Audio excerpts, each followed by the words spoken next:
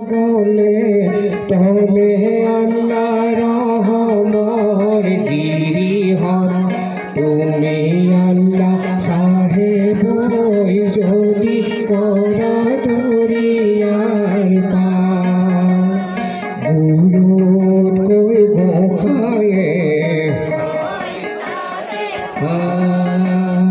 গুরু মুসাফিরে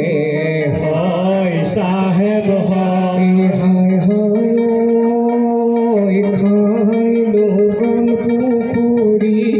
জলে আল্লাহ রহমর তুমি আল্লাহ সাহেব যদি করা দরিয়ার পায় শংকৰ দেৱ জিয়াৰি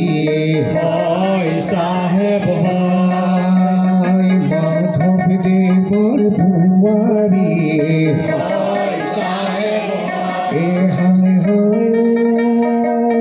ৰহে পুৰই নগৰ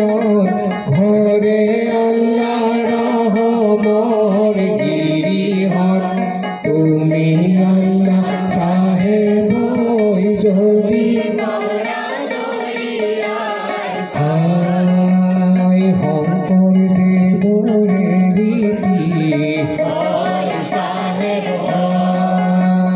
মাধব দেবৰ পিৰিতি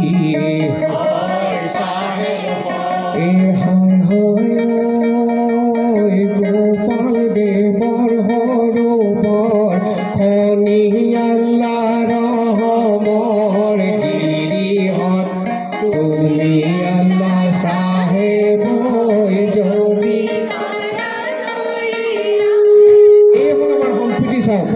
কিমান সুন্দৰ সম্প্ৰীতি শ্ৰীকৃষ্ণৰ এমনি কণ্ঠত পিন্ধি লৈ ব্ৰহ্মাণ্ডত লগালে ধ্বনি মই কোৱা নাই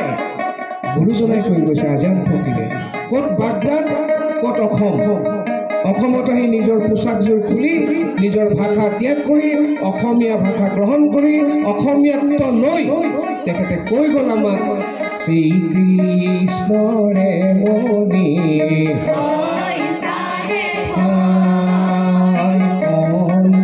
পিন্ধিলে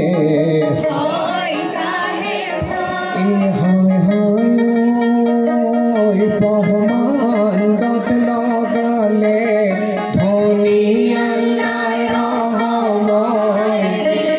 ইমানখিনি দিয়াৰ পিছত তেওঁ পৰি আছে খুৰাগুৰি চাপৰিত আজিও খুৰাগুৰি চাপৰি ৰিঙিয়াই মাতি আছে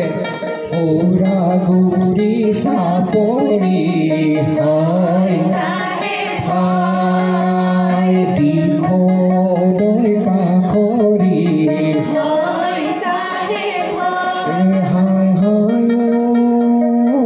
মাধুৰীলৈ বনৰে পথে আল্লাহ ৰহমৰ গিৰিহৰ তুমি আল্লাহ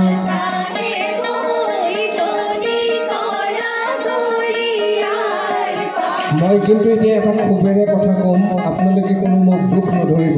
আৰু যদি দুখো ধৰে তেতিয়াহ'লে মোৰ ক'বলগীয়া একো নাই আজি আমি